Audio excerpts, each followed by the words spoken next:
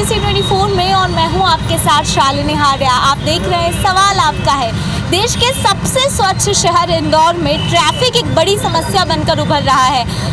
कई सालों से प्रयास किए जा रहे हैं कि ट्रैफिक में सबसे स्वच्छ शहर इंदौर नंबर 1 पर आए, लेकिन सूरत हाल कुछ अलग नजर आते हैं।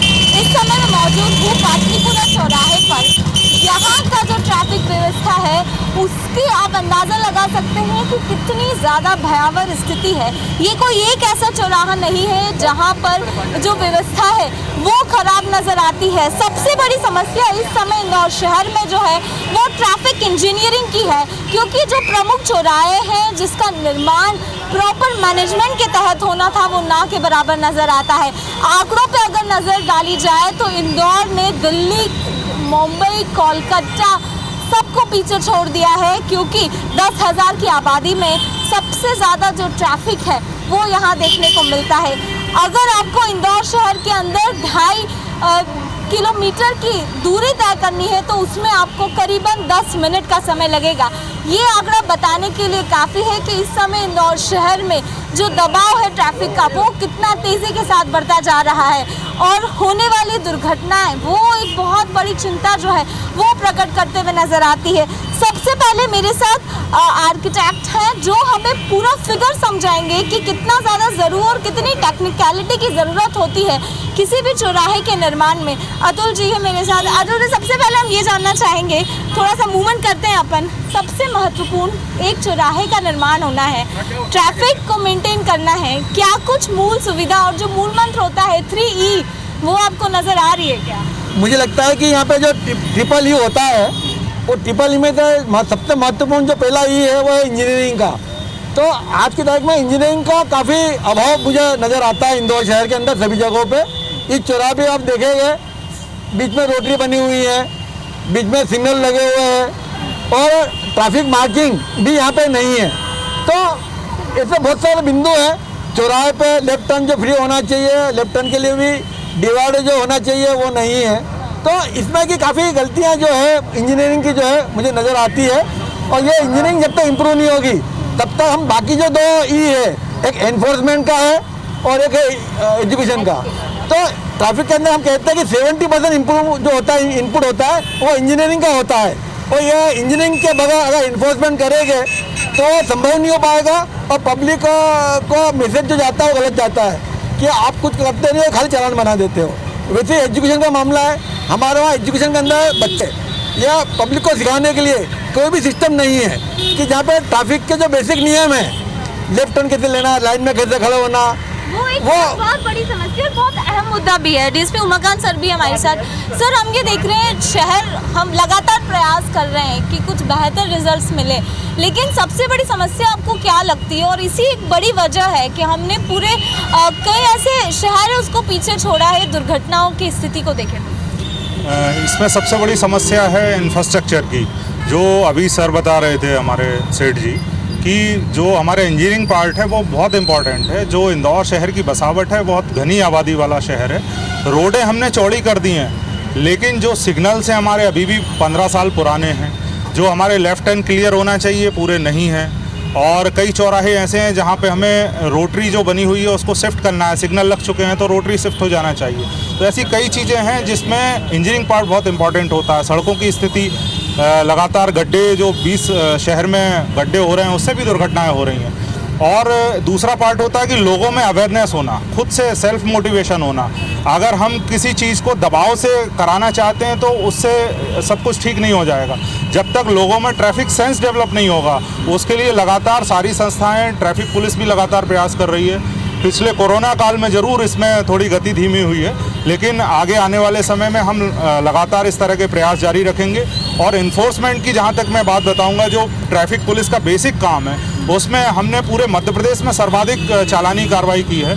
और जो दुर्घटनाओं में सबसे बड़ा कारण होता है उसमें तेज़ रफ्तार का कारण है, तो उसमें भी हमने लगातार कार्रवाई कर रहे हैं। हमारे अधिकारी स्पीड राडार गन जगह जगह पे लगा के, और जो तेज़ रफ्तार में जो लोग चलते हैं उन पे कार्रवाई हो रही है। प्रचार प्रसार भी सोशल मीडिया के माध्यम से हम लोगों ने सोशल इन्फ्लुएंसर्स की टीम बनाई हुई है, वो लगातार इस दिशा में काम करती है कि लोगों को हम यूथ को कैसे अवेयर करें। जो आगे आने वाली हमारी नई पीढ़ी है उसको ये जानना जरूरी है कि ये सारे नियम कायदे उसकी सुरक्षा के लिए बनाए गए हैं, तो इस दिशा में हम लोग प्रयास कर रहे हैं। सर, आप यहीं के बाशिंदे भी हैं, ये जगह को आप बहुत करीब से जानते हैं, आपको लगता है कि बहुत ज़्यादा दिक्कतें हैं और यही एक बड़ी वजह है कि सबसे ज़्यादा दुर्घटनाओं के साथ साथ जो जाम की स्थिति होती है वो यही लगती है? दिक्कतें तो बहुत ज़्यादा है। एक समय ये था, ये पाटलीपुरा चौराहा बहुत सकड़ा था, बहुत रोड छोटे थे, लेकिन यहाँ के जो राजनीतिक हमारे सम्मानीय हैं कैलाश विजयवर्गीय जी, रमेश मेंदोला जी,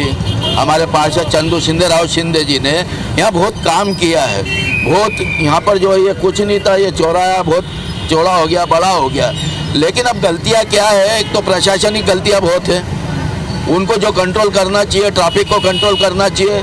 रेड सिग्नल है आपके सामने, यहाँ से लोग बाहर निकल रहे हैं, यहाँ कम से कम 2-4 जवानों की व्यवस्था होना चाहिए। वो जो नियम बने उस नियम के अनुसार उनको चलाना चाहिए, दंडित कराना चाहिए, उन पे कार्रवाई करना चाहिए। ये कार्रवाई जरूरी है। जब तक नागरिक भी नहीं सुधरेंगे, वो अपना खुद का नहीं सोच रहे हैं कि हमारा अगर शारीरिक नुकसान हो गया तो हमारे बाल बच्चे, परिवार, हमारे माता पिताओं को क्या होगा, हमारे परिवार का क्या, कम से कम अपना तो सोचे। नागरिकों भी बहुत गलती है। सर, बहुत अहम बात। सर, आप मुझे बताइए, जैसी स्थिति आप देखते हैं, ये एक कोई चौराहा नहीं है, अमूमन सभी चौराहे पर समस्या जो है वो बिल्कुल एक जैसी है। क्यों इसको सुधारने के लिए नहीं किया गया? क्योंकि अगर रोटरी की भी बात करें तो ये सही जगह नहीं निर्मित। सबसे पहले तो मैं बताना चाहता हूँ कि एक समय यहाँ करीबन 20-20 फुट के फुटपाथ थे और उस पर अतिक्रमण था।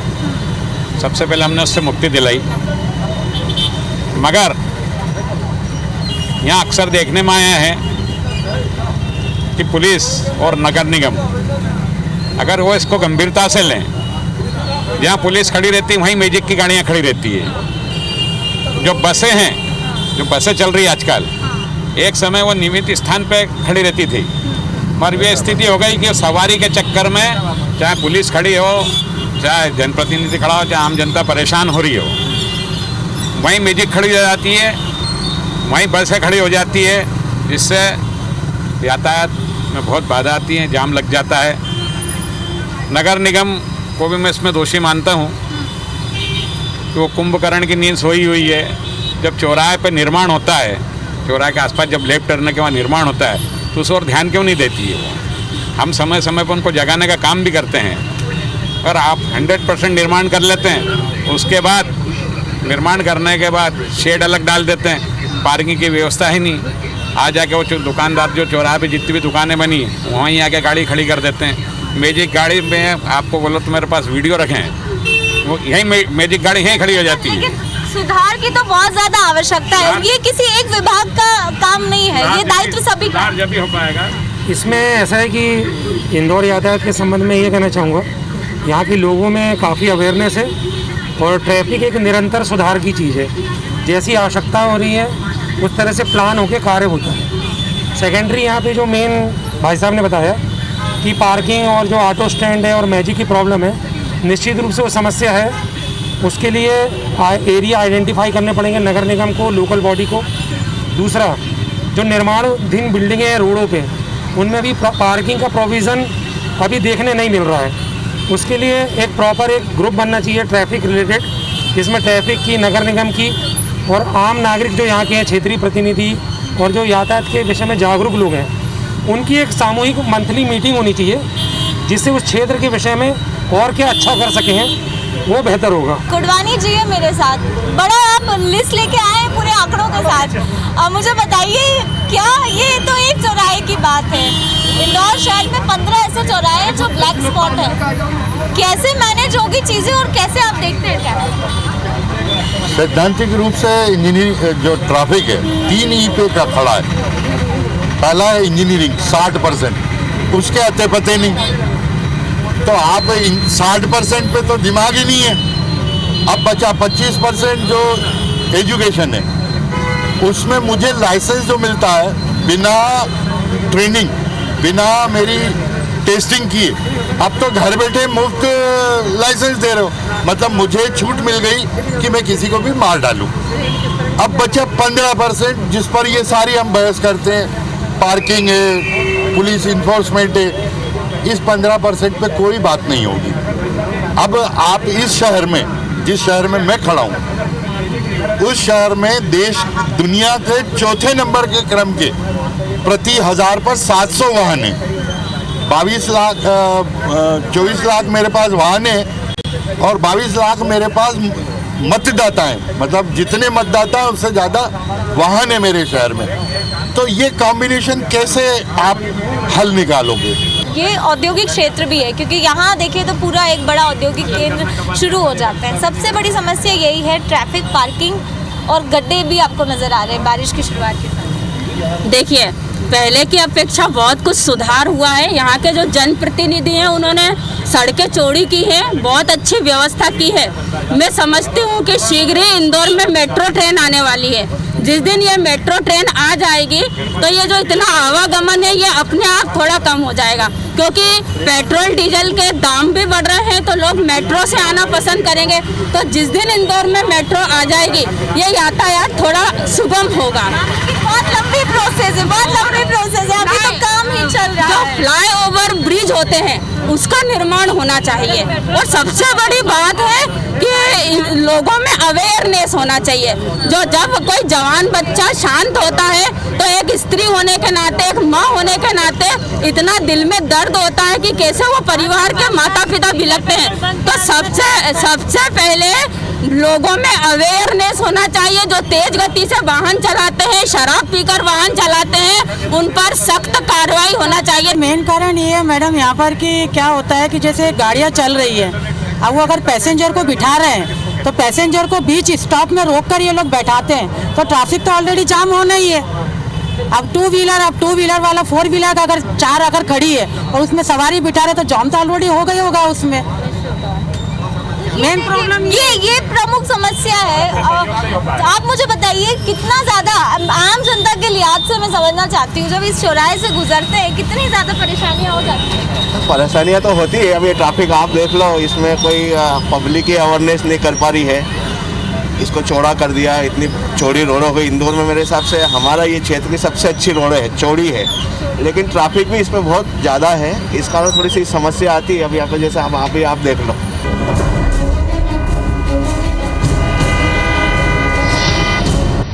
ब्रेक के बाद स्वागत है आपका। आप देख रहे हैं सवाल आपका है। आज का मुद्दा इंदौर शहर से जुड़ा है और सबसे बड़ी समस्या जो है वो ट्रैफिक की नजर आती है। मुझे बताइए, कितनी देर रुकना पड़ता है? आधा घंटा। हाँ। बहुत ज़्यादा परेशानी शाम को और ज़्यादा होती है। शाम को और भी ज़्यादा होता है। भैया आप मुझे बताइए, कितनी ज़्यादा परेशानी हो जाती है, ट्रैफिक में इतनी देर रुकना पड़ता है? काफ़ी परेशानी आती है मैडम, काफ़ी दिक्कतें आती है ट्रैफिक के कारण, परेशान हो जाते हैं। 30 किलोमीटर इधर से ही है। हाँ, ये डेली रूट यही रहता है। भैया कितनी प्रॉब्लम हो जाती है आपको हर दिन यहाँ से सफर करने में? एक मिनट का साथ में सड़कों पर गड्ढे भी दिख रहे हैं। बहुत दिक्कत आती है, मतलब रोज दिक्कत आती है जाने में, बहुत परेशानी आती है। जैसे तैसे चीजें मैनेज की जाती है। भैया बोलना चाहेंगे कितनी परेशानी होती है यहाँ पे? परेशानी तो होती रहती है मैडम। यहाँ क्या है कि पुलिस वाले भी है तो क्या है कि सब ध्यान देते नहीं है। यहाँ ट्रैफिक है तो आने जाने में परेशानी होती है, कोई इधर से निकल रहा है, कोई उधर से निकल रहा है। मैम आप भी मानती है बहुत ज़्यादा दिक्कतें हैं, बाउंड्री वॉल तक नहीं बना है? बहुत ज़्यादा परेशानी है ट्रैफिक, और सभी आगे आ जाते हैं ना। ये रेड क्रॉस लाइन बनी और ये तो ठीक है। इस साइड जो सब्जी मार्केट है उसका क्या है, कुछ भी नहीं किया। सब 4 दिन बंद रहे, उसके बाद वही की वही नाटक है। तो बहुत ज़्यादा परेशानी है डेली के लिए, बहुत ज़्यादा। की बहुत ज़्यादा ज़रूरत है। और अब स्थिति ये हो जाती है कि इंदौर शहर में अगर आपको ऑफिस पहुंचना है तो आपको 1 घंटे के पहले निकलना होगा अपने घर से, आपके ऑफिस की जो डिस्टेंस है, क्योंकि स्थिति कुछ इस तरह से बनी है। जेठ सर, मैं ये समझना चाहूँगी, क्योंकि हमने देखा बहुत ज़्यादा इंजीनियरिंग गड़बड़ है और यही एक बड़ी वजह है कि इंदौर में हादसों का गढ़ भी बनता जा रहा है। आपको लगता है कि अब संभव होगा क्या इसको सुधारना, क्योंकि सालों से तो ऐसे ही चला रहे हैं? इंजीनियरिंग के द्वारा किसी भी समस्या का हल निकाला जा सकता है। आवश्यकता है इच्छा शक्ति की और समर्पण से उसमें लगने की, क्योंकि ट्रैफिक का जो काम है ये बहुत लगातार करने वाला काम है। इंजीनियरिंग वाला काम इतना है, जो छोटे छोटे काम है इसमें पैसा बहुत ज़्यादा लगना नहीं है, मगर इच्छा शक्ति बहुत ज़्यादा चाहिए। और अभी हाल फिलहाल में आमतौर पर देखा गया कि जो बड़े बड़े काम है उसमें सबका इंटरेस्ट होता है, छोटे छोटे कामों में इंटरेस्ट नहीं होता है। तो मुझे लगता है कि इन छोटे कामों के प्रति ध्यान देना पड़ेगा। इंदौर जिले की जो आबादी है वो 40 लाख है, लेकिन 22 लाख से ज़्यादा रजिस्ट्रेशन आज की तारीख तक हो चुके हैं और दिवाली और त्योहारों के बीच ये आंकड़ा हर साल 2 गुना बढ़ जाता है। तो यानी आप सोचिए कि वाहन का जो कंजक्शन है वो कितना ज़्यादा बढ़ जाता है। मुझे बताइए, क्योंकि व्यवसायिक क्षेत्र में कई दुकानें यहाँ पर बनी हुई है, लोगों को परचेसिंग में भी दिक्कत आती है, व्यवसाय भी प्रभावित हो रहे हैं। बहुत ज़्यादा यहाँ पे ट्रैफिक व्यवस्था जो बिगड़ी हुई है बहुत ज़्यादा, प्रशासन बिल्कुल भी ध्यान नहीं दे रहा है इस ओर पे, और आम जनता को इतनी यहाँ पे असुविधा हो रही है कि हम आपको बयान नहीं कर सकते इस बात पे। इस पे नगर निगम बिल्कुल कुंभकर्ण की नींद सो रहा है, बार बार आवेदन, बार बार शिकायत करने के बाद भी कोई निराकरण नहीं हो रहा है। सीएम हेल्पलाइन में भी आज तक हमारी शिकायत पिछले 4 साल से पेंडिंग पड़ी हुई है। हम लोग कैसे प्लानिंग के साथ अब काम करने वाले हैं, क्योंकि हमको बहुत सारी चीज़ों को इस समय कंट्रोल करना ज़रूरी है, क्योंकि आबादी तेज़ी से बढ़ रही है और उसके साथ ट्रैफिक और बड़ी चुनौती पर आने वाले दिनों में रहेगी। देखिए, ट्रैफिक का अमला बहुत सीमित है शहर के वाहनों की संख्या के हिसाब से। हम लोग ट्रैफिक वॉलंटियर्स अपने तैयार कर रहे हैं। पब्लिक के बीच कई लोग हैं जो आपने देखा होगा, कई बच्चे जो स्कूल कॉलेज में पढ़ रहे हैं, लड़कियां भी उसमें काफ़ी संख्या में हैं। वो ट्रैफिक हमारे जो कर्मचारी हैं उनके साथ ट्रैफिक मैनेज करते हैं। दूसरा पार्ट, इंजीनियरिंग पार्ट पे सड़क सुरक्षा जो समिति है उसमें सारे हमारे जनप्रतिनिधिगण, सारे हमारे वरिष्ठ अधिकारीगण वो समय समय पे इसकी रिव्यू करते हैं और जो प्लानिंग हमें हमारे शहर को होना चाहिए। और मैं ख़ास तौर पे IBC 24 का भी धन्यवाद देता हूं कि जहां तक ट्रैफिक एजुकेशन में वो लगातार प्रयास करते हैं मध्य प्रदेश और छत्तीसगढ़ में। और जिस तरीके से आपने आज के दिन जो बीड़ा उठाया है, जैसे हमारे यहाँ चंदू भाई हैं, बाकी लोगों ने जो आज यहाँ निर्णय लिया है कि हम सभी व्यापारियों की मीटिंग करेंगे, उनकी जो वाहन पार्किंग हम किसी दूसरी जगह पे हम करा सकते हैं, क्योंकि दिन भर उनकी गाड़ियाँ खड़ी होती हैं। तो इस तरीके से बहुत सारी चीज़ें हैं जिनमें हम जनप्रतिनिधियों के साथ बैठ के जनता को अवेयर करके इंजीनियरिंग पार्ट को ठीक करके हम इस व्यवस्था को और अच्छा बनाने का प्रयास करें। इंदौर में एक समय था कि कम से कम 20 से 25 ब्लैक स्पॉट्स हुआ करते थे, इसको कमी लाने की कोशिश की है, लेकिन मौजूदा दौर में फिर भी वो आंकड़ा बहुत कम है। बिल्कुल सही है। 2015 में ये 30 से ज़्यादा संख्या थी और लास्ट ईयर हम उसको 10 पे लेके आए थे। उसमें हमारे पुराने सभी अधिकारियों का बहुत योगदान है, क्योंकि हम लोगों ने लगातार उसमें सर्वे किया और अभी मध्य प्रदेश पुलिस में ट्रैफिक में iRaid के माध्यम से जो भी एक्सीडेंट होते हैं उनकी सारी जानकारी iRaid के ऐप पे जाती है, उसका आकलन होता है, पर्यवेक्षण होता है अधिकारियों के द्वारा। तत्काल वो जानकारी उनको पहुंचती है कि कौन से ऐसे स्पॉट हैं जहां सर्वाधिक दुर्घटनाएं हो रही हैं। उनको विभिन्न संस्थाओं के माध्यम से, चाहे वो नगर निगम हो, IDO हो, रोड डेवलपमेंट अथॉरिटी हो, चाहे नेशनल हाईवे हो, उनके साथ मीटिंग करके उनको सुधार किया जाता है। मैं ये बताना चाहूँगा कि इंदौर शहर में इस वर्ष में 258 मौतें अभी जुलाई तक हो चुकी हैं, जो कि बहुत बड़ा आंकड़ा है। हम इसको कैसे भी करके सारे लोग मिलकर जब प्रयास करेंगे तो इसमें कमी ला पाएंगे और यही हमारा उद्देश्य है। बेहद ज़्यादा यही एक अहम मुद्दा है। सर, मैं आपसे समझना चाहूँगी, कितना आपको लगता है कि सुधार का दौर कब आएगा, कब सुधरेगा इंदौर का ट्रैफिक? लोगों को खुद को सुधारना पड़ेगा उसके लिए। जब तक लोग खुद अपने आप में अवेयरनेस नहीं लाएंगे जब तक नहीं हो पाएगा। ट्रैफिक सिस्टम कोई समझना ही नहीं चाहता है, कोई भी, मतलब हर आदमी, आम आदमी कोई भी नहीं सुधारना चाहता है। पूरे भारत में अगर सबसे ज़्यादा ट्रैफिक अगर गंदा है तो इंदौर शहर का है। क्यों कि प्रशासनिक जो है शक्ति जरूरी है, जब जाके होगा। बाकी तो ये यहाँ बनेगा, वो होगा, ये बात की बात है, लेकिन जब तक कहीं चले जाएंगे उसका क्या करेंगे?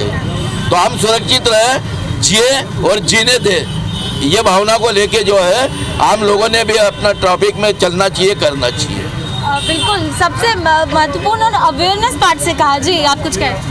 आप है ना, ये जो व्यापारी वगैरह है ना, इनका भी थोड़ा सा आप जाइए, जो इन्होंने अव्यवस्था कर रखी है, और ये सुधार कर लेंगे ना तो यहाँ का ट्रैफिक सुधर जाएगा। जिम्मा बेड़ा तो किसी को उठाना पड़ेगा ना, लेकिन नहीं, जिंदा तो बता दिया ना चंदू भाई ने कि एक व्यापारियों की टीम बना करके, और जो प्रशासन के संग में और नगर निगम के अधिकारियों के संग में जो यहाँ इन्होंने पार्किंग की व्यवस्था करी है, यहाँ बस वाले हैं, सिटी बस वाले हैं, ये चौराहा छोड़ दें और करीबन 200 फीट आगे जा करके इनका स्टैंड बना है। कैसे देखते हैं श्रद्धा जी ये स्थिति हम कब तक सुधार पाएंगे? मेट्रो प्रोजेक्ट आने में तो देरी है, लेकिन ज़रूरी है कि उसके पहले ये स्थिति को समान कर लिया जाए। ये हम लोगों में जिस प्रकार देखिए इंदौर की जनता बहुत ही जागरूक है, जिस प्रकार हम स्वच्छता के मामले में हमने शहर को जागरूक किया, उसी प्रकार हम यातायात के नियमों का पालन करने के उद्देश्य से अगर लोगों को जागृत करेंगे तो निश्चित रूप से जन जागृति आएगी। जब हर व्यक्ति अपनी जिम्मेदारी समझने लगेगा, बच्चे समझने लगेंगे, उनके माता पिता समझने लगेंगे, तो निश्चित रूप से सुधार होगा। सुधार ज़रूर होगा। और कोटवानी जी के पास चलते हैं। कोटवानी जी, गंभीर चिंतन में हैं आप, लेकिन कैसा लग रहा है आपको? क्योंकि लोगों ने कहा है कमेटी गठित कर देंगे, चिंटू जी ने कहा है कि हम जल्द इस पर निर्णय लेंगे, व्यवसाय जितने भी व्यवसायिक क्षेत्र के व्यापारी हैं उनसे बातचीत करेंगे, क्या हो पाएगा? एक प्रश्न आप सिर्फ इस शहर का समझ लो, ये सबसे गंदा शहर था, आज देश का सबसे स्वच्छ शहर कैसे बना? माराकुटी की चालान बनाए, आपने सिस्टम डेवलप किया। प्रश्न सिस्टम का है। अवेयरनेस की बात करते हो, जिस आदमी को आपने लाइसेंस बिना ट्रैफिक सेंस सिखाए लाइसेंस दे दिया, आप उसको कह रहे हो सिविक सेंस सिखाओ। अरे जहाँ सिखाने की जरूरत है क्यों लाइसेंस मिल रहा है उसको? पहले आप उसका 1 महीने का कोचिंग दो, पास हो तभी उसको लाइसेंस मिले। जब उसको पास होने के बाद लाइसेंस मिलेगा तो सिविक सेंस की डेवलप करने की जरूरत कहाँ पड़ेगी? दुकानों का जो अतिक्रमण, यहाँ चौराहा आप घूमोगे तो हर दुकान के सामने सामान है और पब्लिक बाहर चल रही है, तो इसके ऊपर कोई ध्यान देने वाला नहीं है। तो केवल पब्लिसिटी से और आश्वासन से काम नहीं होना है, इसके लिए ठोस इच्छा शक्ति चाहिए। बहुत धरातल की आवश्यकता है। सर, कैसे आप लोग अवेयरनेस ड्राइव चलाने वाले हैं? क्योंकि बहुत ज़्यादा ज़रूरी है, हादसों को भी रोकना है, जाम की स्थिति को भी कंट्रोल करना है। जैसा कि सबसे मुख्य जागरूकता का जो प्लेटफॉर्म है मीडिया है, और आपके द्वारा इसको बहुत अच्छे से राइज किया जा रहा है। मैं लोगों से पर्सनली रिक्वेस्ट करूंगा कि वो निश्चित रूप से यातायात नियमों का पालन करें, समय से घर से निकले, जल्दीबाजी ना करें, और कृपया कर गति को अपनी सीमा में रखें और अपनी जान के साथ सामने वाले की जान का भी परवाह करें। अलग-अलग मूल मंत्र जो देने की कोशिश की जा रही है, लेकिन सवाल वही है कि आखिर कब इंदौर शहर के जो सूरत हाल है ट्रैफिक को लेकर वो बदलेंगे, और उससे भी ज़्यादा जो लगातार होने वाली दुर्घटना है उस पर अंकुश लगाने के लिए कि आने वाले दिनों में वाकई इंदौर शहर की जो ट्रैफिक इंजीनियरिंग है वो सुधरेगी, वो देखने वाली बात है। कैमरा पर्सन नंदन सिंह पवार के साथ शालिनी हार्डिया, IPC 24 इंदौर।